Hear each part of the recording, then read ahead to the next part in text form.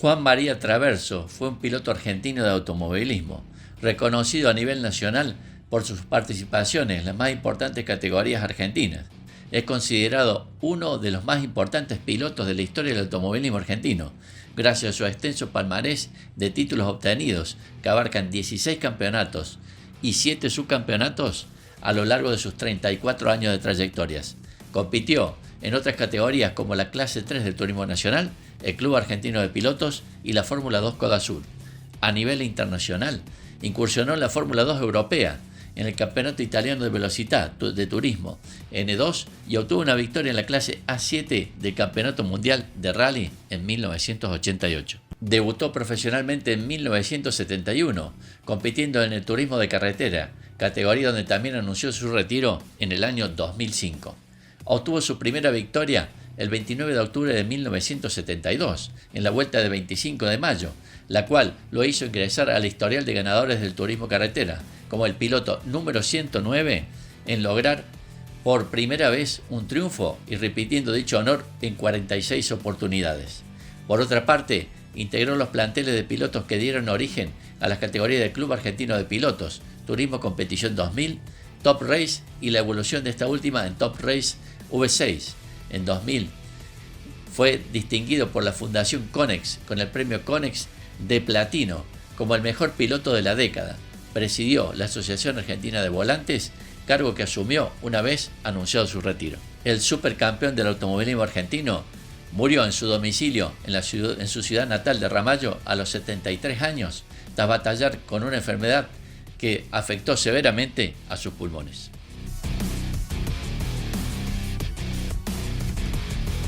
Desde pequeño Traverso tuvo un interés especial por las competencias automovilísticas, aunque le era muy complicado conseguir que le prestaran el auto para dar unas vueltas en el potrero, hasta que a los 15 años pudo tener su propio vehículo, un Ford A, sin escape, que hacía un ruido infernal y al que hasta hoy recuerdan los vecinos de la ciudad de Ramallo. Cursó la secundaria en el Colegio de La Salle, en la capital federal, y luego volvió a Ramallo, su ciudad de origen y la de sus padres, para dedicarse a la actividad agropecuaria. Se hizo amigo de Marito García, quien corría en karting y que luego incursionó en el turismo carretera, al cual acompañaba las carreras cada vez que podía, y su debut al turismo carretera fue consecuencia de que García se incorporó al equipo oficial General Motors y le cedió su Torino Liebre 1.5, con el que estaban participando hasta ese momento. Corrió su primera carrera el 31 de octubre de 1971 en la Vuelta de Pergamino. Estaba más contento porque había ganado Copelo, su ídolo, que por haber debutado en turismo carretera, expresó Juan María. Traverso ganó su primera carrera el 29 de octubre de 1972, el premio Super Nafta YPF, disputado en el semipermanente de 25 de mayo. En su vuelta triunfal a Ramallo fue recibido por una multitud, con festejos que duraron hasta 3 días.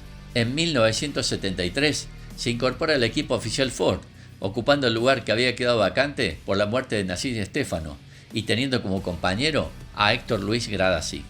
En 1977 logró su primer campeonato de turismo carretera, ganando 7 carreras y repitió la victoria el año siguiente, imponiéndose en 8 competencias. Puso algunos concesionarios de autos en Ramallo y San Pedro, hasta que reconoció que lo suyo no estaba detrás de un escritorio, sino dentro de un auto de carrera, y decidió dedicarse de lleno a esa actividad. Luego de lograr sus primeros 2 cetros en el turismo carretera, el flaco de Ramallo vivió su gran aventura europea, corrió en la Fórmula 2 y llegó a tener un contrato firmado con el equipo Brabham de Fórmula 1, aunque el amor por su padre pudo más, y esta es la historia de por qué dejó de lado su máximo sueño como piloto. A sus 28 años el flaco emigró al viejo mundo con el apoyo de Ford Motor Argentina. Bernie Eccleston, quien era el dueño de Brabham y ya tenía peso en la máxima, le consiguió un auto de la Fórmula 2, un March 792, pero que no fue competitivo. Fue una experiencia de vida y deportiva para Traverso, quien nunca antes había estado tan lejos de su Ramallo natal. Un mundo nuevo para él, con un ámbito cultural, sumado a autódromos y autos desconocidos, ya que por primera vez saltó de los autos con techo a los monopostos. Si bien no pudo ganar carreras, tuvo parciales interesantes y eso llamó la atención de Eccleston, quien le ofreció una chance en su escudería de Fórmula 1.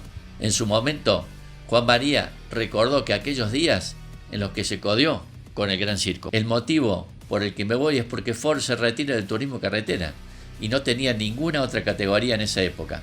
En la única que estaba como oficial era ahí y se va. Éramos muy amigos con el presidente Ford de esa época, quien me dice, elegí algo y Ford te acompaña.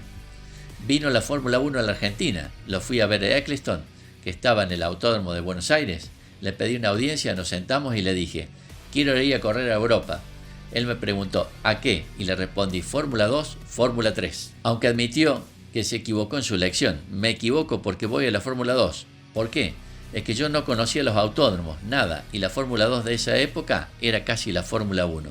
Los pilotos que estaban en la Fórmula 2, Keke Rosberg, Teo Fabi, todo ese grupo que estaba hacía años, estaba esperando dar el paso y el salto a la Fórmula 1. Ahí le erro, ya que tendría que haber ido a la Fórmula 3. Eccleston me dice que tengo un auto en el equipo March con motor Hart, que es Ford. Hice el contrato, arranqué de abajo para arriba y fui mejorando, contó el flaco, que corrió 11 de las 12 carreras en 1979 en la Fórmula 2, cuya temporada arrancó el 25 de marzo y terminó el 19 de agosto. En esa época la categoría era muy fuerte y no compartía su calendario con la Fórmula 1. Entre otros circuitos, corría en clásicos como Silverstone, Hockenheim, Nürburgring, el emblemático callejero de Pau, Zandvoort. Traverso culminó 18º en el campeonato y su mejor resultado fue el cuarto puesto en Misano, Italia. Fueron los 5 argentinos que corrieron ese año en la categoría, junto a Miguel Ángel Guerra, Osvaldo Cocho López, Ariel Bax y Ricardo Zunino. El mejor posicionado en el certamen fue Guerra, 14º, quien junto a Zunino pudieron llegar a correr en la Fórmula 1.